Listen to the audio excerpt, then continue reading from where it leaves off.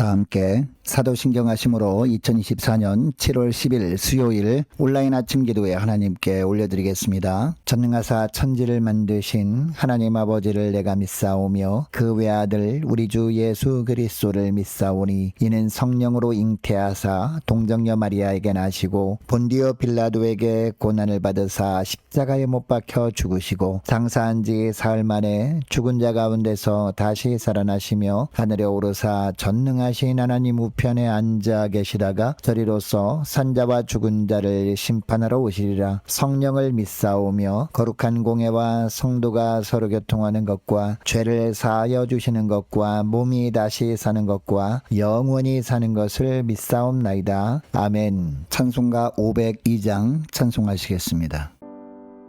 빛의 사자들이여 어서 가서 어둠을 물리치고 주의 진리 모르는 백성에게 복음의 빛 비춰라. 빛의 사자들이여 복음의 빛 비춰라. 죄로운 밤 밝게 비춰라. 빛의 사자들이여 선한 사역 위하여 힘을 내라. 주와 함께 하시겠네. 주의 크신 사랑을 전파하며 복음의 빛 비춰라. 빛의 사자들이여 복음의 빛 비춰라. 죄로운 밤 밝게 비춰라. 빛의 사자들이여 주님 부탁하신 말 순종하여 이 진리 전파하라. 산을 넘고 물 건너 힘을 다해 복음의 빛 비춰라. 빛의 사자들이여 복음의 빛 비춰라. 죄로운 밤 밝게 비춰라. 빛의 사자들이여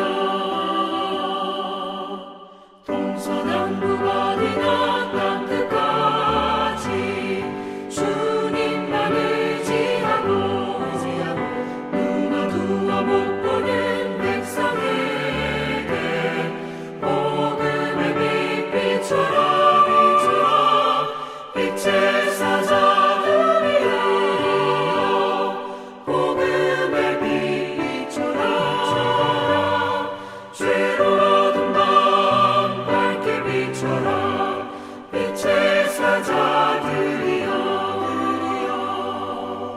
하나님 아버지 감사합니다. 오늘도 또 새로운 하루, 복된 하루를 저들이 허락하시고 오늘도 말씀을 통해서 하늘의 능력으로 저희 심령 가운데 충만하게 채워주셔서 하나님 어떤 환경 속에서도 흔들리지 아니하고 믿음으로 나아갈 수 있도록 하시려고 저들을 불러주심을 감사드립니다. 주님 부르심에 오늘도 순종함으로 주 앞에 나와 이 시간에 주님이 베푸시는 말씀을 받고 하루를 시작하기를 원합니다. 오늘도 말씀을 통해서 주님께서 저희들을 어떤 삶으로 인도하시는지 바르게 깨닫게 하시고 또 순종케 하여 주셔서 오늘도 주님과만 온전히 동행하며 주님께서 예비하신 승리의 축복을 누리며 하나님께 영광 돌리는 하루가 되게 하여 주옵소서. 감사드리오며 우리 주 예수 그리스도의 이름으로 기도드리옵나이다. 아멘. 자, 이 시간에 하나님이 주시는 말씀은 사도행전 28장 16절부터 31절까지 말씀 보겠습니다. 자, 화면을 보시면서 사도행전 28장 16절부터 우리 함께 합독하시겠습니다. 우리가 로마에 들어가니 바울에게는 자기를 지키는 한 군인과 함께 따로 있게 허락하더라. 사흘 후에 바울이 유대인 중 높은 사람들을 청하여 그들이 모인 후에 이르되 여러분 형제들아 내가 이스라엘 백성이나 우리 조상의 관습을 배척한 일이 없는데 예루살렘에서 로마인의 손에 죄수로 내준 바 되었으니 하였으니 로마인은 나를 신문하여 죽일 죄목이 없으므로 석방하려 하였으나 유대인들이 반대하기로 내가 마지 못하여 가이사에게 상소하며 내 민족을 고발하려는 것이 아니니라. 이러므로 너희를 보고 함께 이야기하려고 청하였으니 이스라엘의 소망으로 말미암아 내가 이 쇠사슬에 매인 바 되었노라. 그들이 이르되 우리가 유대에서 내게 대한 편지도 받은 일이 없고 또 형제 중 누가 와서 내게 대하여 좋지 못한 것을 전하든지 이야기한 일도 없느니라. 이에 우리가 너의 사상이 어떠한가 듣고자 하니 이 파에 대하여는 어디서든지 반대를 받는 줄 알기 때문이라 하더라. 그들이 날짜를 정하고 그가 유숙하는 집에 많이 오니 바울이 아침부터 저녁까지 강론하여 하나님의 나라를 증언하고 모세의 율법과 선자의 말을 가지고 예수에 대하여 권하더라. 그 말을 믿는 사람도 있고 믿지 아니하는 사람도 있어 서로 맞지 아니하여 흩어질 때에 바울이 한 말로 이르되 성령이 선지자 이사야를 통하여 너희 조상들에게 말씀하신 것이 옳도다. 일러스되 이 백성에게 가서 말하기를 너희가 듣기는 들어도 도무지 깨닫지 못하며 보기는 보아도 도무지 알지 못하는도다. 이 백성들의 마음이 우둔하여져서 그 귀로는 둔하게 듣고 그 눈은 감았으니 이는 눈으로 보고 귀로 듣고 마음으로 깨달아 돌아오면 내가 고쳐줄까 함이라 하였으니 그런즉 하나님이 이 구원이 이방인에게로 보내어진 줄 알라. 그들은 그것을 들으리라 하더라. 바울이 온 이태를 자기 셋집에 머물면서 자기에게 오는 사람을 다 영접하고 하나님의 나라를 전파하며 주 예수 그리스도에 관한 모든 것을 담대하게 거침없이 가르치더라. 아멘. 여러분 요한복음 12장 24절에 보면 하늘의 밀이 땅에 떨어져 죽지 아니하면 하늘 그대로 있고 죽으면 많은 열매를 맺는다 라는 말씀이 나옵니다. 여러분 하늘의 밀은요 어떻게 보면 너무나 보잘것없는 존재입니다. 너무 작아서 아무런 영향을 미치지 못할 것처럼 보여도 죽으면 많은 영향을 미치게 된다라는 그런 말씀입니다. 바로 하나님 나라에 대한 말씀을 하신 겁니다. 자, 오늘 우리가 읽은 본문은요 사도행전 마지막 부분입니다. 사도행전 1장부터 오늘 마지막 부분까지 내용을 통해서 주님이 우리에게 깨닫게 하시는 것이 바로 이것입니다. 바로 하나님 나라에 대한 말씀을 하는 겁니다.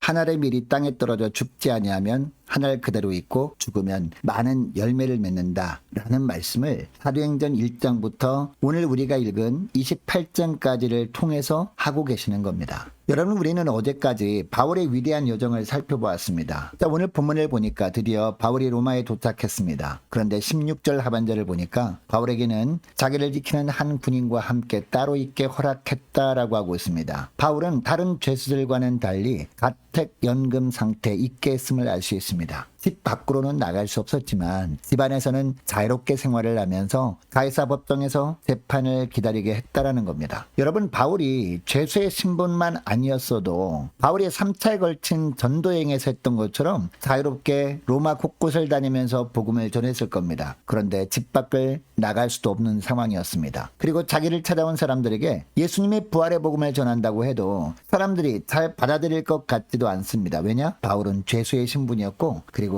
자기를 찾아온 사람들은 반대로 자유민들이었기 때문이죠. 그래서 아무것도 하지 않고 재판만 기다릴 수도 있었습니다. 그럼에도 불구하고 17절을 보니까 바울은 로마에 도착한 이후에 얼마 되지 않은 시점에 유대인 중 높은 사람들을 정합니다. 그리고 자신이 예루살렘에서 겪은 일과 어떻게 이 로마까지 오게 되었는지 경위를 이야기합니다. 22절 23절 말씀을 보면 자신을 찾아온 더 많은 유대인들에게 그들이 잘 알고 있는 구약 성경을 근거로 모두 예수 믿어야 한다고 권면합니다. 그런데 24절에 보면 유대인들 중에 그 말을 믿는 사람도 있고 믿지 아니하는 사람도 있었다라고 합니다. 여러분 여기서 믿는 사람도 있었다라는 것은요 바울이 하는 말을 머리로만 이해를 하는 유대인들이 있었다라는 겁니다. 그리고 믿지 아니하는 사람은 바울이 말도 안 되는 궤변을 들어놓는다고 받아들이지 않는 사람들을 의미하는 겁니다. 여러분 바울은 그동안 유대인들 때문에 너무나 힘들었습니다. 그래서 유대인만 보여도 멀리하고 싶은 생각도 들었을 겁니다. 그러나 바울은 이런 인간적인 감정은 다 내려놓고 유대인들을 초청해서 예수를 전한 겁니다. 그 이유가 뭘까요? 예수님께서 부활 승천하시기 전에 하신 말씀 때문이었죠. 성령이 너희에게 임하시면 너희가 권능을 받고 예루살렘과 온 유대와 사마리아와 땅끝까지 이르러 내 증인이 되리라 라는 말씀 때문이었다라는 겁니다. 여러분 이 구절에서 예루살렘과 온 유대는요 유대인들을 말합니다. 먼저 유대인들에게 복음을 전하라 라는 말씀이에요. 왜냐하면 그들이 간절히 기다리던 메시아가 바로 예수님이셨기 때문입니다.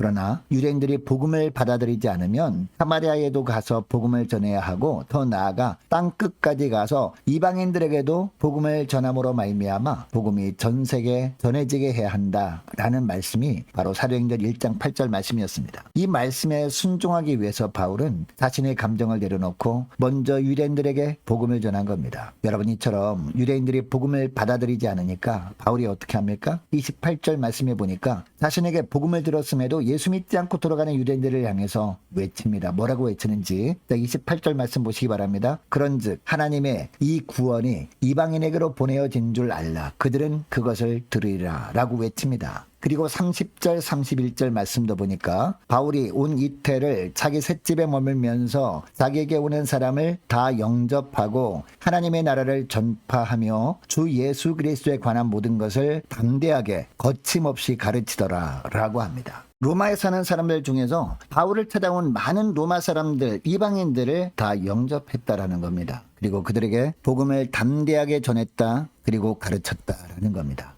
여러분, 이 구절로 사도행전은 끝이 납니다. 30절 31절의 결과가 사도행전에 기록되어 있지는 않습니다. 그러나 우리는 지난 역사를 통해서 이 30절 31절 결과를 이미 다 알고 있습니다. 바울이 행한 이 일을 시발점으로 해서 로마 전역에 복음이 전해지게 되었습니다. 결국 로마 제국이 복음으로 무너지게 됩니다. AD 313년에 밀라노 칙령을 통해서 로마가 국교화가 된 겁니다. 여러분, 이것은 인간적인 기준으로 보면 결코 일어날 수 없는 것처럼 보이는 일이었습니다. 불가능해 보이는 일이었습니다. 바울이 복음을 전할 때도 이렇게 될 것을 전혀 예상하지도 못했을 겁니다. 그럼에도 바울이 죄수 신분으로서 복음을 전할 수 있었던 것은 한 알이 미리 떨어져 죽으면 많은 열매를 맺게 될 것이라는 주님의 말씀을 바울이 믿었기 때문이었습니다. 성령 받은 그리스도인이라면 예루살렘과 온 유대와 땅끝까지 이르러 주님의 증인이 되어야 한다는 주님의 말씀 때문이었다라는 겁니다. 여러분, 하나님의 나라가 하늘에서 이루어진 것처럼 이 땅에서 이루어지게 하기 위해서 필요한 것은요, 대단한 것이 아닙니다. 하늘에 밀만 있으면 됩니다. 우리 스스로 볼 때는 너무나 보잘것없어 보입니다. 나 같은 자가 무엇을 알 수 있을까 생각이 들기도 합니다. 그러나 여러분, 로마 제국이 복음화되는데 출발점은 죄수 신분에 있었던 바울의 헌신이었음을 기억할 수 있기를 원합니다. 그리고 바울이 로마에 왔을 때 비록 셋집에서 가택연금을 당하고 있었지만 바울을 찾아온 사람들에게 최선을 다해 복음을 전하고 가르쳤던 그 결과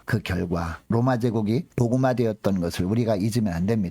여러분, 이것을 기억하시고 오늘 기도할 때 이렇게 기도했으면 좋겠습니다. 하나님, 저희들이 가진 것이 없고 저희들 스스로 너무나 연약해 보여서 아무런 영향력도 행사할 수 없는 것처럼 보이는 상황에서도 하나님, 할 수 있는 대로 최선을 다해 헌신함으로 말미암아 하나님, 썩어지는 하나의 밀이 되게 하여 주옵소서. 그래서 저희들이 헌신을 통해서 우리가 선포한 복음이 세상에 널리 퍼지는 것을 보게 하옵소서. 간절히 기도하는 이 새벽 될 수 있기를 원합니다. 계속해서 기도하기를 원하는 것은요, 오늘 수요일입니다. 오늘 저녁에 있을 수요 예배를 위해서 함께 기도하기를 원하고, 기도로 깨어있는 모든 구역 식구들과 모든 가정의 자녀들 될 수 있도록 함께 기도하기를 원합니다. 유초등부, 중고등부, 청년부를 위해서 함께 기도하기를 원하고, 남녀 전도회와 각 구역을 위해서 함께 기도하기를 원합니다. 유초등부 여름 성경학교와 그리고 이번 토요일에 있을 유초등부 물놀이 체험학습을 위해서 날씨와 안전을 위해서 함께 기도하기를 원하고, 다음 주 월요일부터 목요일까지 있을 청년부 수련회를 위해서 남녀 전도회 여름 행사를 위해서 함께 기도하기를 원합니다. 또 많은 환우들을 위해서 기도해 주시기 바라고, 군복무 중인 유호성 형제를 위해서, 취업을 앞둔 청년들을 위해서, 성사님들 가정들과 나라와 민족을 위해서, 우리 교회 앞날을 위해서,